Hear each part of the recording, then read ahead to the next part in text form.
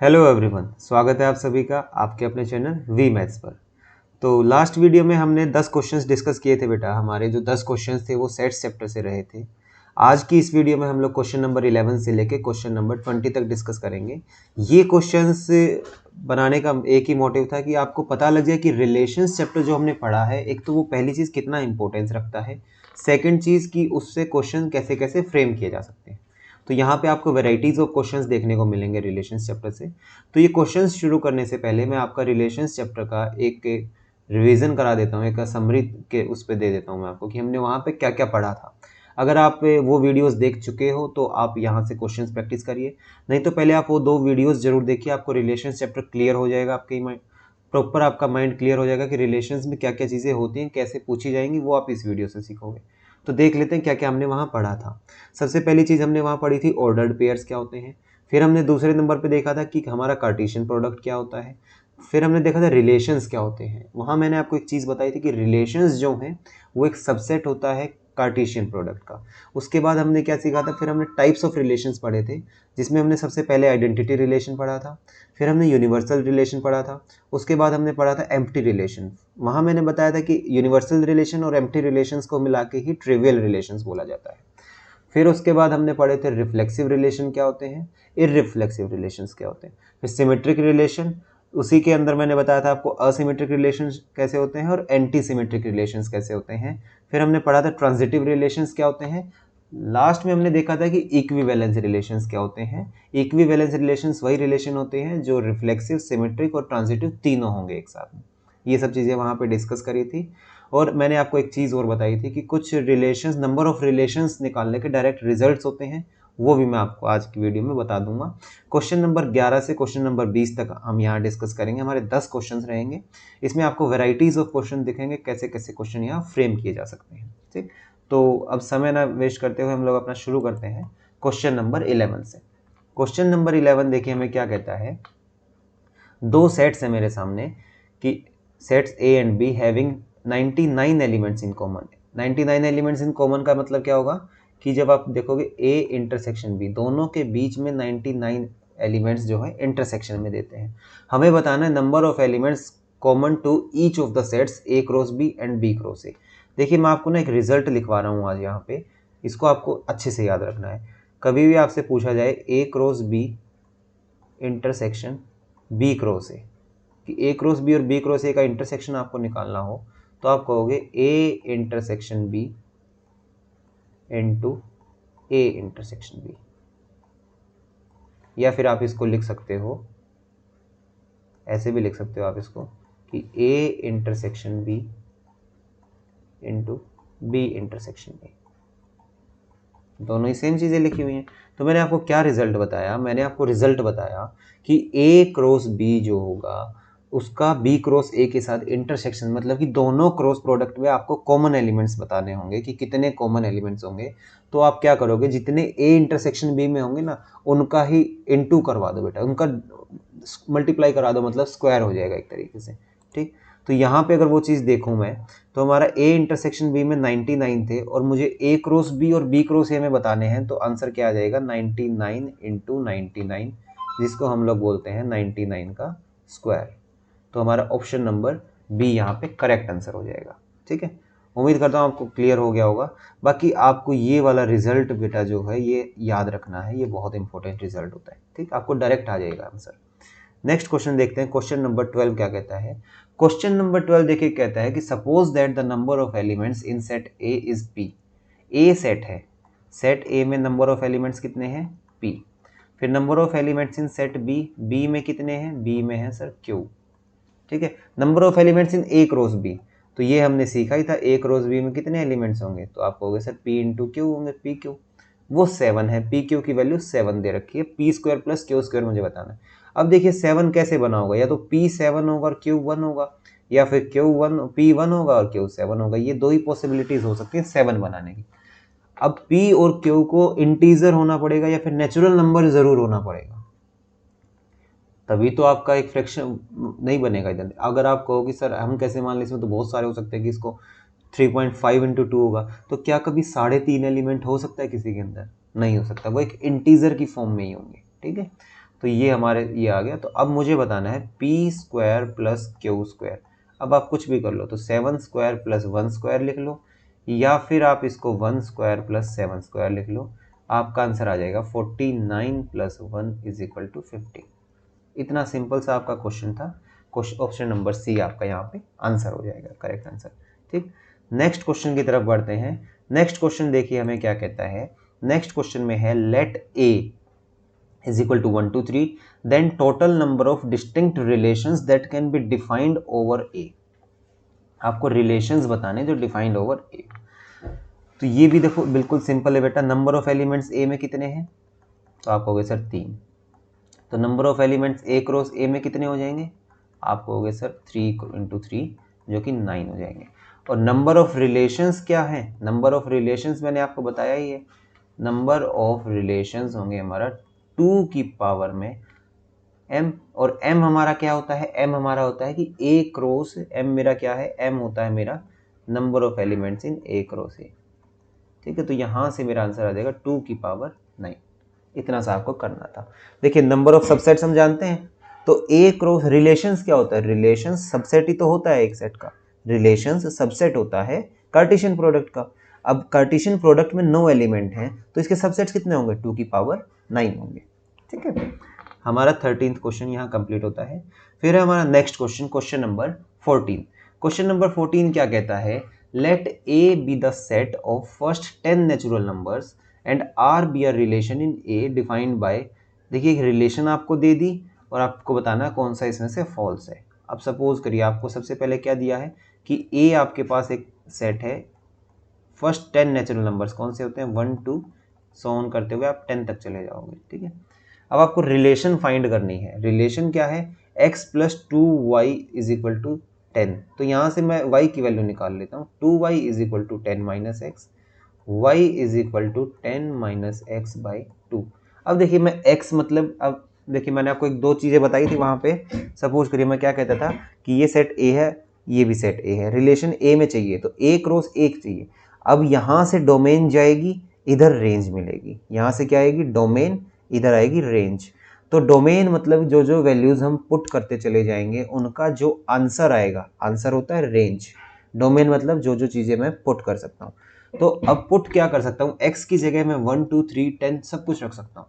तो आपने सपोज करिए x की जगह ना 1 रखा, तो 10 माइनस 1 9, 9 बाई 2 वो आ गया 4.5। लेकिन 4.5 अब इसमें भी तो बिलोंग करना चाहिए, आंसर आपका इस सेट के अंदर आना चाहिए ना। डोमेन रेंज, रेंज जो होगी वो इस सेट में जिसको हम को डोमेन बोलते थे इसके अंदर आना चाहिए। अब ये भी तो ए वाला ही सेट ना, ये भी ए है, ये भी ए है, 1 to 10 इसमें है, 1 to 10 इसमें है, 4.5 तो इसमें ला ही नहीं करेगा, तो आपका रेंज नहीं आ पाएगी। फिर आप 2 पुट करो, तो आपने 2 पुट किया जब, तो मैं यहाँ रिलेशन बनाने जा रहा हूँ, देखिएगा भाई। 2 पुट जब आपने किया तो आपका 10 में से 2 गए 8/2 4 आ जाएगा, 4 आ गया। ऐसे 3 जब पुट करोगे तब नहीं आएगा, तो ये इवन नंबर्स पे काम करेगा। तो आप ऐसे पुट करते जाइएगा बेटा, आपका आता जाएगा। 10 में से आपने 4 किया तो यहाँ आपका 3 बन गया। फिर आप 6 करोगे तो आपका 2 बनेगा। फिर आप क्या करोगे, 8 करोगे तो 1 बनेगा। तो ये आपकी रिलेशन बन के आई यहाँ पे। ठीक है, रिलेशन आपका ये आ गया। Which of the following is false बताना है, तो रिलेशन ये ए तो सही है। फिर डोमेन, डोमेन क्या होती है, क्या क्या वैल्यूज आप पुट कर सकते हो। तो आप कहोगे सर देखो डोमेन मेरा ये वाला होगा, एक्स वाला पोर्शन। तो 2 4 6 8 मेरी डोमेन, ये तो सही है सर। और 1 2 3 4 रेंज, रेंज देख लेते हैं, ये भी रेंज है 4 3 2 1, ये रेंज है, तो ये भी मेरा करेक्ट है सर। तो यहाँ पे हमारा आंसर हो जाएगा बेटा नन ऑफ दीज। ये हमारे सारे ही सही हैं, गलत मेरा कोई भी नहीं है। ठीक है, उम्मीद करता हूँ आपको ये चीज़ समझ आ गई होगी। नेक्स्ट की तरफ बढ़ते हैं। नेक्स्ट क्वेश्चन हमारा क्या कहता है, नेक्स्ट क्वेश्चन में देखिए डोमेन और रेंज से ही है, रिलेशन की। अब देखिए जैसे यहाँ रिलेशंस की हम डोमेन रेंज की बात करते हैं ना, जब हम फंक्शंस चैप्टर पढ़ेंगे वहाँ पे भी हम डोमेन एंड रेंज निकालते हैं। वो थोड़ा सा कॉम्प्लिकेटेड हो जाता है, कॉम्प्लिकेटेड नहीं होता, बहुत ईजी होता है वैसे। मैं वहाँ पे जब आपको फंक्शंस पढ़ाऊंगा उससे पहले मैं आपको कुछ ना चैप्टर्स पढ़ाऊंगा, जैसे कि इनइक्वालिटीज़ हो गया या लोगैरिथम हो गया। बेसिक इनइक्वालिटीज़ और लॉग का चैप्टर जब मैं आपको पढ़ा दूंगा तो आपके लिए डोमेन और रेंज निकालना बाएं हाथ का खेल हो जाएगा वहाँ पे। ठीक है, यहाँ देखते हैं हमें डोमेन और रेंज निकालनी है रिलेशन की। सबसे पहले तो रिलेशन लिखते हैं। हम देखिए एक्स और वाई जो है नेचुरल नंबर होंगे और एक्स 6 से छोटा होगा, तो x की वैल्यू अगर मैं बात करूं तो x मेरा 1 2 3 4 और 5 इतना हो सकता है, ठीक है। अब रिलेशंस हम लिखने जा रहे हैं, देखिए मैं रिलेशन लिखने जा रहा हूँ यहाँ पे। तो x की वैल्यू को जब 1 पुट करोगे तो y की वैल्यू कितनी आ जाएगी, 1 + 6 7 आ जाएगी। फिर x की वैल्यू को 2 पुट करोगे तो 2 + 6/2 करोगे तो 3 2 और 3 5 आ जाएगा। x की वैल्यू को 3 पुट करोगे 3 + 2 5 आ जाएगा। x की वैल्यू को 4 जब मैं पुट करूंगा देखिए तो वहाँ नेचुरल नंबर नहीं बिलोंग करता वो मेरा। 5 पुट करने पे भी नेचुरल नंबर नहीं बिलोंग करता, तो मेरा रिलेशन सिर्फ इतना सही बना। रिलेशन मेरा सिर्फ इतना बना, तो हमें क्या बताना है, डोमेन और रेंज। तो डोमेन क्या होगी, आप कहोगे सर डोमेन आपने बताया था जो पहले वाले होते हैं, तो 1 2 और 3। रेंज कितनी होगी, रेंज होगी सर जो बाद वाले जो आंसर्स होते हैं 7 5 5, तो 7 और 5। तो यहाँ से रेंज 1 2 3, अच्छा ये आर ऐसे ही लिखा हुआ, इसको हटा लीजिए, 1 2 3 डोमेन, 7 5 रेंज, तो यही मेरा आंसर हो जाएगा, ठीक है। तो डोमेन क्या था, अब देखिए मैं आपको उस फिगर से भी समझा देता हूँ। जैसे एरो डायग्राम जो होता है, यहाँ पे एक ए है, ये कोई भी सेट बी है, ए टू ए करना है। जैसे हमें मान लो एक रिलेशन थी, तो इसमें से जो ये वाला जो मान लो ए क्रॉस बी करना होता, तो ये वाला जो कंप्लीट होता है ना, जो पुट कर सकते हैं वो डोमेन होती है। और ये वाला जो आंसर आएंगे वो रेंज होती है, और जो कुछ और बच जाएंगे वो को डोमेन होता है। पूरे सेट को हम लोग बोलते हैं को डोमेन। ये मैं आपको फर्स्ट वीडियो में पढ़ा चुका हूँ, आपने अगर नहीं देखा है तो आप जाके देख सकते हैं उस चीज़ को भी, तो आपका क्लियर हो जाएगा, ठीक है। तो नेक्स्ट क्वेश्चन देखते हैं हम लोग, हमारा क्वेश्चन नंबर 16 पे हम लोग बढ़ते हैं अभी। तो ये क्या कह रहा है, देखिए फॉर एनी 2 रियल नंबर्स, कोई भी 2 रियल नंबर्स हैं ए एंड बी, हम एक रिलेशन हमें डिफाइन कर दिया हमें, ठीक है। डिफाइन क्या किया है कि a is related to b if sine square a plus cos square b is equal to 1। देखिए यहाँ पे ना 2 बार साइन आ गया है, इसको भी हम हटा देते हैं, इसको हटा ही लेते हैं हम 1 मिनट के लिए।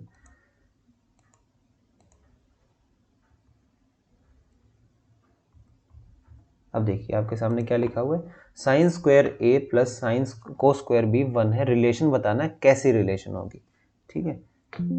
इसके लिए मैं आपको 2 स्लाइड बना देता हूँ इस क्वेश्चन के लिए ना। तो देखिए यहाँ पे हम बात करते हैं इसकी, अब ये रिफ्लेक्सिव होगी सिमेट्रिक नहीं होगी या क्या है देख लेते हैं हम लोग। तो सबसे पहले रिफ्लेक्सिव के लिए चेक करते हैं, रिलेशन क्या है, sine square a plus cos square b is equal to 1। तो रिफ्लेक्सिव के लिए क्या कहते थे, देखिए हमने क्या पढ़ा है बेटा, रिफ्लेक्सिव होने के लिए अगर इफ़ कोई भी a बिलोंग्स टू a है तो हमारा रिलेशन जो होगा वो हमारा a बिलोंग करना चाहिए रिलेशन में। तो इसको अगर अप्लाई करेंगे तो sine square a plus cos square a is equal to 1। आप कहोगे सर ये तो आइडेंटिटी होती है, हमें आती है कि sine square theta plus cos square theta 1 होता है। तो ये अगर प्रूव हो गया, इसका मतलब ये रिफ्लेक्सिव तो मेरा होगा, क्या होगा, रिफ्लेक्सिव तो मेरे सामने ये हो जाएगी। सेकंड चीज़ अगर बात करें इसकी, तो सेकंड चीज़ में फिर बात करते हैं इसी क्वेश्चन में। सेकंड में अगर आपसे बात करवाता हूँ यहाँ पे हम लोग, ठीक है। अब मैं सेकंड बात करते हैं, हम इस पे चेक करेंगे सिमेट्रिक के लिए। तो सिमेट्रिक के लिए हम लोग क्या जानते हैं, सिमेट्रिक के लिए हम लोग जानते हैं कि ए बी अगर बिलोंग करता है रिलेशन से तो implies B A B belong करना चाहिए हमारा रिलेशन में, ठीक है। तो अगर रिलेशन डिफाइन है कि sine square a plus cos square b is equal to 1, तो देखिए साइन स्क्वायर ए को मैं क्या लिख सकता हूँ, 1 माइनस कोस स्क्वायर ए, आइडेंटिटी होती है। कोस स्क्वायर बी को मैं क्या लिख सकता हूँ, 1 minus sine square b is equal to 1। तो यहाँ से देखो आपका क्या आ जाएगा, 2 minus cos square a minus sine square b is equal to 1। अब इनको उधर भेज दो, इसको इधर ले आओ, तो आपका क्या निकल के आ गया, cos square a plus sine square b is equal to 1। यहाँ से क्या मिला हमें, यहाँ से हमें मिला कि b और a जो हैं वो भी बिलोंग करते हैं रिलेशन को, या मैं लिख सकता हूँ b is related to a। देखो a सेम एलिमेंट बिलोंग करेंगे तो रिफ्लेक्सिव के लिए चेक करते थे, सिमेट्रिक के लिए बेटा हम चेक करते हैं कि अगर a भी बिलोंग करेगा तो ba जो है वो भी आपका बिलोंग करना चाहिए। तो sine square a plus cos square b equal to 1 था, तो साइन स्क्वायर ए को मैंने लिखा 1 माइनस कोस स्क्वायर ए, कोस स्क्वायर बी को लिखा 1 माइनस साइन स्क्वायर बी, तो यहाँ से मेरा इकट्ठा आ जाएगा, ठीक है। अब बात करते हैं हम लोग हमारा ट्रांजिटिव के लिए, ठीक है। ट्रांजिटिव के लिए करते हैं। देखिए लेकिन आपको मैं एक चीज़ और सिखाता हूँ यहाँ से, अगर आपने इतना कर लिया आप ऑप्शंस को एलिमिनेट कर सकते हो। ये क्या कह रहा है, रिफ्लेक्सिव है, सिमेट्रिक नहीं है। सिमेट्रिक तो ये था सर, तो ऑप्शन हट गया। सिमेट्रिक है, ट्रांजिटिव नहीं है, इसको हम चेक कर लेंगे। ट्रांजिटिव है, रिफ्लेक्सिव नहीं है, तो ऑप्शन सी भी हट गया सर। ठीक है, ट्रांजिटिव के लिए बात करते हैं अगर, तो ट्रांजिटिव हमें क्या बताता था। ट्रांजिटिव में मैं ट्रांस लिख देता हूँ सिर्फ इतना, ये होता है कि अगर ए बी बिलोंग कर जाए रिलेशन से और बी सी बिलोंग कर रहा है रिलेशन से, विच इम्प्लाइज आपका ए सी भी बिलोंग करना चाहिए रिलेशन से। तो यहाँ देखिए sine square a plus cos square b is equal to 1 है। फिर बी सी बिलोंग करेगा तो हम लिखेंगे sine square b plus cos square c is equal to 1 होगा। दोनों को ना ऐड कर देता हूँ मैं। दोनों को जब मैंने ऐड किया तो मेरा क्या आ जाएगा, मेरा आ जाएगा देखिए साइन स्क्वायर ए प्लस, इसको मैं 1 माइनस साइन स्क्वायर सी लिख लूँ, इसको भी लिख देता हूँ 1 माइनस साइन स्क्वायर बी। ये मैंने किसको लिखा है, ये मैंने लिखा है कोस स्क्वायर बी की जगह, plus sine square b plus cos square c is equal to 1 और 1 2। अब आप देखिए इससे ये कैंसिल हो जाएगा, तो मेरा यहाँ से आ गया sine square a plus cos square c is equal to, यहाँ 1 था तो 1 उधर जाएगा जब 2 माइनस 1 हो जाएगा, जिसको मैं 1 कह सकता हूँ। यहाँ से देखो हमारा प्रूव हो गया बेटा कि ए और सी भी मेरा रिलेशन में बिलोंग कर रहा है, मतलब कि that is A is related to C. तो हमारा ट्रांजिटिव भी है, रिफ्लेक्सिव भी है, सिमेट्रिक भी है। तो मेरा आंसर हो जाएगा ये इक्विवेलेंस रिलेशन होगा। इक्विवेलेंस रिलेशन कौन से होते हैं, जो रिफ्लेक्सिव भी हो, जो ट्रांजिटिव भी हो, जो सिमेट्रिक भी हो। तो उम्मीद करता हूँ क्वेश्चन आपको क्लियर हो गया। बहुत ही अच्छा क्वेश्चन था, इंपॉर्टेंट क्वेश्चन था, इसलिए मैंने आपको यहाँ डाला कि अब मैं सपोज करो आपको सिर्फ रिफ्लेक्सिव का क्वेश्चन डाल देता तो अब सिर्फ एक चीज़ सीखते। यहाँ पे मैंने इक्विवेलेंस रिलेशन का क्वेश्चन इसलिए डाला कि आपको तीनों रिलेशंस क्लियर हो जाएं कि हम कैसे उनके क्वेश्चंस बनाते हैं, कैसे हम रिफ्लेक्सिव प्रूव करते हैं, कैसे हम सिमेट्रिक प्रूव करते हैं और कैसे हम लोग ट्रांजिटिव प्रूव करते हैं। तीसरा आपको समझ आ जाएगा कि इक्विवेलेंस रिलेशंस वो होती हैं जिसमें रिफ्लेक्सिव भी होगी, जो सिमेट्रिक भी होगी, जो ट्रांजिटिव भी होगी। ठीक है, नेक्स्ट क्वेश्चन देख लेते हैं हमारा आज का। तो क्वेश्चन नंबर 17 पे हम आ गए हैं। ठीक है, तो आर कोई भी रिलेशन है जो रियल नंबर पे डिफाइन होगी। ठीक है, रिलेशन क्या है, a minus B less than equal to 1। अब देखिए आप रिफ्लेक्सिव, ट्रांजिटिव और एंटी सिमेट्रिक और सब कुछ दिया हुआ है आपको यहाँ पे। तो यहाँ पे मैं एक स्लाइड और ऐड कर लेता हूँ इसमें। ठीक है, अब देखो इसमें ना रिफ्लेक्सिव चेक करते हैं सबसे पहले हम लोग। हमारा तो क्या है, हमारा रिलेशन है a minus B less than equal to 1। तो देखो रिफ्लेक्सिव के लिए जब मैं रिफ्लेक्सिव जो है रिफ्लेक्सिव इसको चेक करूँगा तो मुझे पता है कि a और a बिलोंग करना चाहिए रिलेशन से। तो इसमें मैं a minus a less than equal to 1, तो आप कहोगे 0 लेस देन इक्वल टू 1, ये क्या है, ट्रू है सर।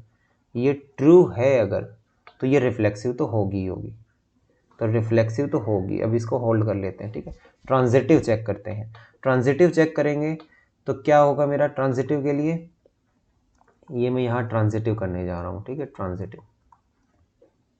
ट्रांजिटिव अभी दिखाया था मैंने आपको, ए बी अगर बिलोंग करता है आर से और बी सी बिलोंग करता है आर से, तो आपका ए सी भी बिलोंग करना चाहिए आर से। ये मैंने सीखा था। अब देखिए ट्रांजिटिव के लिए मैं एक काम कर लेता हूँ, एग्जाम्पल ले लेता हूँ इसमें। ऐसे तो नहीं समझ पाएंगे हम लोग, लेकिन एक एग्जाम्पल मैं ले लूँ। सपोज करिए कि -1 और 0 ले लिया, ये है ए, ये है बी। फिर उसके लिए 0 और 1 ले लिया, ये है बी, ये है सी। ठीक है, तो जब a माइनस बी करा हमने यहाँ से, तो a minus B less than equal to 1, तो यहाँ पे -1 बना। -1 मतलब कि मॉडुलस लगेगा तो 1 लेस देन इक्वल टू 1 आ गया। और यहाँ पे मेरा 0 माइनस माइनस 1 लेस देन 1 ये भी बना। अब देखो इसमें मुझे a माइनस सी ढूंढना था। a minus c less than 1 हो गया अगर मेरा, तो चेक करेंगे हम यहाँ पे, क्या करेंगे, चेक करेंगे। अब a क्या है, -1 और माइनस माइनस, ये c क्या था, 1 था, तो -1 ये बन गया मेरा -2 का mod less than equal to 1। यहाँ से मेरा आया कि 2 लेस देन इक्वल टू 1। अब ये तो गलत है सर, 2 लेस देन तो कभी नहीं होता 1 से, 2 क्या 1 से लेस होता है? कभी भी नहीं होता सर मेरा, 2 तो मेरा 1 से लेस कभी नहीं होगा, तो नहीं होता, इसका मतलब ये ट्रांजिटिव मेरी नहीं होगी सर। रिफ्लेक्सिव मेरी निकल गई थी, ट्रांजिटिव मेरी नहीं निकली। अब जब वो ट्रांजिटिव ही नहीं निकली, एक ऑप्शन मेरा हट ही गया, तो ट्रांजिटिव नहीं है तो इक्विवेलेंस भी नहीं है, एंटी सिमेट्रिक पे भी मैं हटा देता हूँ सर। ऑप्शन नंबर ए मेरा करेक्ट आंसर हो जाएगा। फिर भी आप कहो कि सर एंटी सिमेट्रिक चेक करके दिखाओ, तो इसको पहले सिमेट्री के लिए देख लेते हैं कि a माइनस बी अगर लेस देन इक्वल टू 1 है तो मुझे b माइनस ए करना है। चेक करेंगे हम b माइनस ए को, ठीक है। b माइनस ए को मैं क्या लिख सकता हूँ? Minus of a minus B, modulus less than equal to 1। यहाँ से मॉडुलस हटेगा तो a minus B less than equal to 1। Same चीज़ बन गई दोनों, मतलब कि ये सिमेट्रिक तो है, इसका मतलब ये सिमेट्रिक है। और कोई भी चीज़ जब सिमेट्रिक हो गई तो वो एंटी सिमेट्रिक तो कभी नहीं हो सकती, एंटी सिमेट्रिक कभी भी नहीं हो सकती, इसकी हम बात कर चुके हैं। तो हमारा क्वेश्चन का आंसर रिफ्लेक्सिव हो जाएगा। नेक्स्ट क्वेश्चन की तरफ बढ़ते हैं हम लोग। हमारा नेक्स्ट क्वेश्चन है हमारा क्वेश्चन नंबर 18। क्वेश्चन नंबर 18 क्या कहता है? देखिए क्वेश्चन नंबर 18 कहता है let a is equal to 0, 1 और 5 the number of antisymmetric relations is. ठीक है, अब देखिए यहाँ पे मैं आपको डायरेक्ट रिजल्ट बताता हूँ। देखिए अगर नंबर ऑफ एलिमेंट्स किसी सेट के अंदर a के अंदर मान लेते हैं कि n है, कितने हैं? n, तो आप डायरेक्ट रिलेशन होता है number of anti symmetric, number of antisymmetric relations, ये हम डायरेक्ट लिख सकते हैं। वो कितना आता है हमारा? 2 की पावर n इंटू 3 की power n into n minus 1/2। ये मेरा डायरेक्ट रिलेशन होता है, एक आपको याद रखना है अच्छे से, ठीक है। तो उसी को देखो यहाँ पे अप्लाई करते हैं बेटा। तो हमारा n ऑफ a कितना है? तो आप कहोगे सर ये 3 है, तो number of anti symmetric relation कितना आएगा? 2 की पावर 3 इंटू 3 की पावर 3 इंटू 2 डिवाइडेड बाई 2, 2 से 2 कट गया, तो आप कहोगे सर 2 की पावर 3 इंटू 3 की पावर 3, इसको मैं लिख सकता हूँ 6 की पावर 3, जो कि हमारा होता है 216। तो यहाँ से हमने नई चीज़ क्या सीखी? यहाँ से हमने नई चीज़ सीखी है सर कि डायरेक्ट रिलेशन होता है number of antisymmetric relations कितने होते हैं? 2 की पावर n इंटू 3 की power n into n minus 1/2। ठीक है, नेक्स्ट क्वेश्चन की तरफ बढ़ते हैं हम लोग। हमारा नेक्स्ट क्वेश्चन हमें क्या कहता है? अगर कोई भी सेट है A जिसमें 3 एलिमेंट है, तो नंबर ऑफ इक्विवेलेंस रिलेशंस बताइए defined on set A containing AB and AC। देखिए इक्विवेलेंस रिलेशन की बात करी है। इक्विवेलेंस रिलेशन होगा, सपोज करिए मैं रिलेशन लिख रहा हूँ R, तो इक्विवेलेंस होने के लिए सबसे पहले तो वो रिफ्लेक्सिव होना चाहिए। तो अगर A बिलोंग कर रहा है तो AA बिलोंग करना चाहिए, फिर AA बिलोंग कर रहा है तो B बिलोंग करना चाहिए, फिर C बिलोंग कर। सबसे छोटी इक्विवेलेंस रिलेशन, अगर आपसे कई बार क्वेश्चन आ जाता है देखिए कि स्मॉलेस्ट इक्विवेलेंस रिलेशन क्या होती है, तो स्मॉलेस्ट इक्विवेलेंस रिलेशन बेटा हमारी यही होती है कि AA, BB और CC, ये हमारी स्मॉलेस्ट इक्विवेलेंस रिलेशन होती है सबसे पहली चीज़। लेकिन यहाँ पे क्वेश्चन में हमें बाउंड क्या कर दिया? हमें बोल दिया कि उसमें AB भी होना चाहिए और AC भी होना चाहिए। तो आप कहोगे सर पहले AB देख लेते हैं, कि सपोज करते हैं कि इसमें AB है, AB बिलोंग करता है। अगर AB बिलोंग करेगा, अब इक्विवेलेंस है तो मतलब ये सिमेट्रिक भी होगी। अब इसको सिमेट्रिक होने के लिए AB बिलोंग करता है तो इसके अंदर BA को भी बिलोंग करना पड़ेगा, इसके अंदर BA को भी बिलोंग करना पड़ेगा, ठीक है। अब AC की बात कर लेते हैं। AC अगर इसके अंदर बिलोंग करता है तो सिमेट्रिक होने के लिए इसका CA भी बिलोंग करना पड़ेगा इसको, ठीक है। तो ये तो होगी सिमेट्रिक की बात हमारी। अब बात करते हैं इक्विवेलेंस है तो ट्रांजिटिव भी होनी चाहिए। अब देखिए AA है फिर AB है, यहाँ पे दिखाता हूँ मैं आपको AA और AB, ठीक है। AB है तो ट्रांजिटिव होने के लिए AB बिलोंग करना चाहिए, जो कि यहाँ पे ऑलरेडी है। फिर BA है तो BA ऑलरेडी बिलोंग करता है। फिर CA है तो AA भी यहाँ पे बिलोंग कर रहा है बेटा हमारा, ठीक है। लेकिन जब AC और CC है तो AC भी बिलोंग कर रहा है। अब BB के साथ AB है तो वो भी बिलोंग कर रहा है हमारा, BB भी बिलोंग कर रहा है। अब देखिए BB, फिर है BA तो BA भी मेरा बिलोंग कर रहा है। फिर CA, इसके साथ मैं अगर देखूं CA के साथ CC, तो हमारा यहाँ पे CA ऑलरेडी बिलोंग कर रहा है इसके अंदर। तो आप देखिए इसमें से कुछ रहा है या नहीं रहा। 1 2 3 4 5 6 7 हमारे यहाँ कंप्लीट हो चुके हैं, ठीक है। अब मैं आपको एक चीज़ दिखाता हूँ यहाँ पे, क्या ये इक्विवेलेंस रिलेशन कहलाएगी। सबसे पहली चीज़ आप देखिएगा, क्या ये इक्विवेलेंस रिलेशन होगा। तो आप कहोगे सर इक्विवेलेंस रिलेशन होने के लिए सबसे पहली चीज़ है कि ये रिफ्लेक्सिव रिलेशन होना चाहिए। तो रिफ्लेक्सिव के लिए ए बी बी और सी सी यहाँ बिलोंग करता है सर। सेकंड चीज़, ए बी को बिलोंग करवाना था तो बी ए बिलोंग करेगा, फिर ए सी को बिलोंग करवाना था तो सी ए बिलोंग करेगा। अब देखिए यहाँ पे क्या मेरा बी सी और सी बी नहीं आएगा क्या, बी सी और सी बी आएगा कि नहीं आएगा। आपको यहाँ बस इतना बताना है। मैं आपको एक क्वेश्चन छोड़ रहा हूँ यहाँ पे कि इसमें मेरा बी सी और सी कोमा बी ये आएगा कि नहीं आएगा। यहाँ इस टाइम पे इसको पॉज करिएगा वीडियो को और आराम से सोचिएगा कि क्या मेरा बी सी और सी बी भी इसके अंदर आएगा या नहीं आएगा। आएगा तो अब मैं आपको देखो बता भी देता हूँ। आएगा तो कैसे आएगा। अब देखो आपका यहाँ पे b कोमा बी है, ठीक, फिर आपका b कोमा ए है। तो देखिए मैं आपको यहाँ बनाने सिखा देता हूँ। देखो यहाँ पे जैसे a के बाद a होता है, यहाँ a के बाद b होता है, तो इन दो से जो मिल के बनेगा वो मेरा बनना चाहिए a कोमा बी ट्रांजिटिव होने के लिए। वो मेरे पास ऑलरेडी है। फिर a कोमा ए है और a कोमा सी है, इन दो से मेरे को ए सी मिलना चाहिए जो कि ऑलरेडी है, ठीक है। अब यहाँ देखिए बी बी से देखते हैं, बी बी बी ए, तो यहाँ से मुझे इतने में से मुझे बी ए मिलना चाहिए था, वो मेरे पास ऑलरेडी है। फिर उसके बाद बी वाले के साथ देखिए बी बी बी ए, फिर सी वाले को देख लेते हैं, ठीक है। यहाँ से देखिए अब आपको देखो मैं आपको सिखाई देता हूँ यहाँ पे।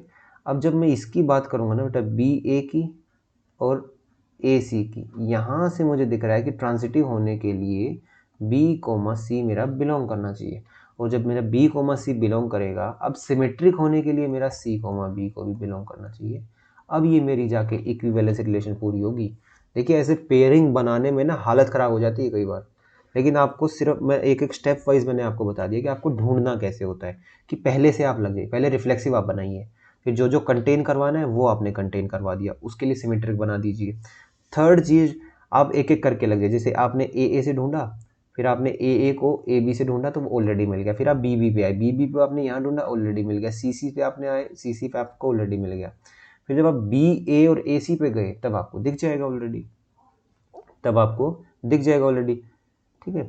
उसके बाद अब देखिए हमारा जो रिलेशन बना ना, रिलेशन कहीं ना कहीं हमारा पूरा कार्टेशियन प्रोडक्ट ही बन गया, ए बी बी सी सी, फिर मेरा बना ए बी बी ए, फिर हमारा बना ए सी सी ए, फिर हमारा बना बी सी सी बी। तो ये पूरा ही एक कार्टेशियन बन गया। और जब पूरा ही रिलेशन आ गया हमारे सामने तो एक ही ऐसी इक्विवेलेंस रिलेशन पॉसिबल है जिसके अंदर ए बी और ए सी कंटेन करेंगे, ठीक है। क्वेश्चन थोड़ा सा आपको घुमा दिया होगा, लेकिन मैंने आपको स्टेप बाय स्टेप बता दिया है। और मैंने आपको बोला था कि पॉज करके आपको देखना है, आपने कोशिश करी होगी तो आपसे बन भी गया होगा, ठीक है।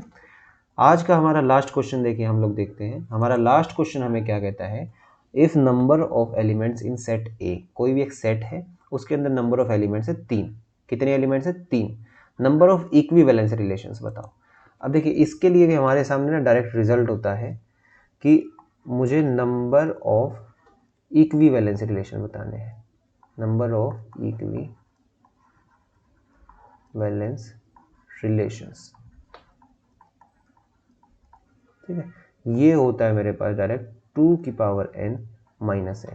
ये आपको याद होना चाहिए भाई। देखो जैसे मैंने आपको एक बताया कि number of antisymmetric relations बताया था 2 की पावर n इंटू 3 की power n into n minus 1/2। अब मैं यहाँ पे आपको बता रहा हूँ नंबर ऑफ इक्विवेलेंस रिलेशंस, ये होते 2 की पावर n माइनस में n एलिमेंट्स। तो यहाँ जब आप पुट कर दोगे इस चीज़ को, तो आपने जब पुट किया ना तो आपका क्या निकल के आएगा 2 की पावर 3 माइनस 3। तो आप कहोगे सर ये आया मेरा निकल के 8 माइनस 3 जो कि होगा 5 मेरा यहाँ पे आंसर हो गया, 5 मेरा यहाँ पे आंसर हो गया। अब देखिए यहाँ हमारे 20 क्वेश्चंस रिलेशंस के पूरे हो गए हैं, ठीक है, ऑलरेडी कंप्लीटेड। तो ये 10 क्वेश्चन रिलेशंस चैप्टर के कराने का मेरा एक ही मोटिव था यहाँ पे कि आपको आइडिया हो जाए कि रिलेशंस चैप्टर में से क्वेश्चंस कैसे कैसे फ्रेम हो सकते हैं। तो वो चीज़ हमने देखी। अब मैंने आपको यहाँ पे 2 चीज़ों का रिजल्ट्स बताया, एक तो नंबर ऑफ इक्विवेलेंस रिलेशंस, एक number of antisymmetric relations. अब आपका होमवर्क ये रहेगा कि आपको नंबर ऑफ रिफ्लेक्सिव रिलेशंस कितने बनेंगे, इररिफ्लेक्सिव रिलेशन कितने बनेंगे, सिमेट्रिक रिलेशन कितने बनेंगे, असिमेट्रिक, एंटी सिमेट्रिक, ट्रांजिटिव और इक्विवेलेंस रिलेशंस कितने बनेंगे। ये सब आपको आप नीचे कमेंट में लिखिएगा, उसका फॉर्मूला लिख दीजिएगा। और अगर आपको नहीं मिलता है कहीं भी तो आप टेलीग्राम ग्रुप पे एक बार डाउट ग्रुप पे आप डाल दीजिएगा, तो उसके बाद मैं आपको कंप्लीट एक जगह एक पेज पे फॉर्मूलाज लिख के सारे रिजल्ट्स लिख के मैं आपको दे दूंगा, आपकी एग्ज़ाम में हेल्प हो जाएगी। ठीक है, तो हमारा 2 चैप्टर्स हमारे ऑलरेडी कंप्लीट हो गए हैं। अब हमारा सेट्स चैप्टर कंप्लीट हो गया है, सेकंड हमारा रिलेशंस चैप्टर कंप्लीट हो गया है। उससे जितने जितने इंपॉर्टेंट टाइप्स के हमारे क्वेश्चंस बन सकते थे, ठीक है, जो टाइप के क्वेश्चंस मैं बना सकता था, मतलब जो आ सकते हैं एग्जाम पर्सपेक्टिव से इंपॉर्टेंट हैं, जो एमसीक्यूज बनते हैं, वो मैंने आपको यहाँ पे 20 क्वेश्चन 10 सेट्स के और 10 रिलेशंस के करा दिए हैं। अब हम नेक्स्ट हमारा जो चैप्टर शुरू करेंगे, वैसे तो हमें फंक्शंस शुरू करना चाहिए, लेकिन फंक्शन कराने से पहले मैं सोच रहा हूँ कि आपको लोगरिथम और बेसिक इनइक्वालिटीज़ वाला चैप्टर जो है वो मैं पहले कंप्लीट कराऊँ। तो आप मुझे कमेंट करके ये बता दीजिएगा कि आपको अगर लोगरिथम और इनइक्वालिटीज़ वाला चैप्टर क्लियर है अच्छे से, तो मैं फंक्शंस डायरेक्ट शुरू करा देता हूँ। और अगर आपको वो चीज़ क्लियर नहीं है तो मैं फंक्शंस ना शुरू करा के पहले वो क्लियर कराऊँ, ताकि आपको फंक्शंस की जब आप डोमेन और रेंज निकालने जाओ, बहुत बार बच्चा फंसता है कि सर मुझसे ना फंक्शन चैप्टर की डोमेन और रेंज नहीं निकलती। तो आपको जब अगर लॉग का टेबल, मतलब लॉग का चैप्टर जो होता है और हमारा बेसिक इनइक्वालिटीज़ का होता है, ये दो तो आपको जरूर आने चाहिए, मस्ट हैं, कि क्योंकि मॉडुलस इनइक्वालिटी कैसे काम करती है, ग्रेटेस्ट इंटीजर फंक्शन जो होता है उसमें इनइक्वालिटी कैसे काम करती है, ट्रिग्नोमेट्रिक रिलेशंस में कैसे इनइक्वालिटी काम करती है, इसमें हम लोग फंस जाते हैं। इस वजह से हमारी डोमेन और रेंज नहीं निकाल पाते हम लोग उस चैप्टर में। ठीक है, तो आप कमेंट करके बता दीजिएगा। आज के लिए इस वीडियो में हम इतना ही रखते हैं। Thank you.